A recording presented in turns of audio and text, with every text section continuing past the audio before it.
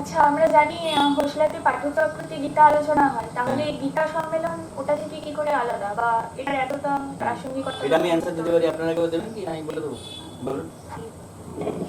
গীতা আলোচনা হলে আমার মতে মানে সবাই একটা জানতে পারবে যে গীতা অধ্যয়ন করা কত ভালো, গীতা পাঠ করা বা আলোচনার একটা করলে আরো 5 জন বেশি জানতে পারবে। আমরা যারা করছি সৎসঙ্গ হচ্ছে, একটা সৎসঙ্গ হচ্ছে বলে মানুষ একটু শুনবে। মানে আমাদের তো উদ্দেশ্য, আমরা তো যেটুকু করছি সেটুকু আরো দান করা বা বিদ্যা দান করা। তাহলে একজন কেউ যেতে যেতে যদি একটুও শুনে, সেটাও আমাদের একটু ভগবানের কীর্তন করা হলো। আমার মতে এইটাই।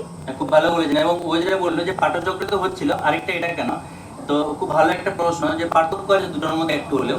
দুটোতেই আমরা ভক্তি প্রচার করছি এবং শ্রীকৃষ্ণ গীতাতে বলেছেন অ্যাকচুয়ালি যে সমস্ত দানের মধ্যে, এবং স্বামীজি বিভিন্ন কথাই বলেছেন যে তুমি কাউকে খাবার দিতে পারো, ভালো কাজ, পূর্ণ কাজ দাও, কাপড় দান করতে পারো, করো।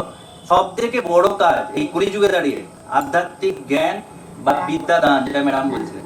শ্রীকৃষ্ণের দ্বিতীয় না পঞ্চম অধ্যায় একটা শ্লোকে খুব সুন্দর আছে। তো প্রিয়াঙ্কা, তোমার প্রশ্নের উত্তর দিতে গেলে দুটোর পার্থক্য হচ্ছে, পাঠচক্রে আমরা কি হচ্ছে সিরিয়ালি এগিয়ে যাচ্ছি। গীতা পাঠচক্র যেটা হচ্ছে আমাদের, যে এখন ওখানে বোধহয় কত নম্বর অধ্যায় হচ্ছে, অষ্টম নাকি নবম শুরু হবে, ঠিক আছে। এবারে এখানে ওখানে কি হয় যে আমাদের সিরিয়াল মেনটেন করতে হয়, সিলেবাস মেনটেন করতে হয়, আরো অনেক কিছু আমাদের শাস্ত্র চর্চা হয়, তুমি তো জানো, রামায়ণ হয়, উপনিষদ হয়।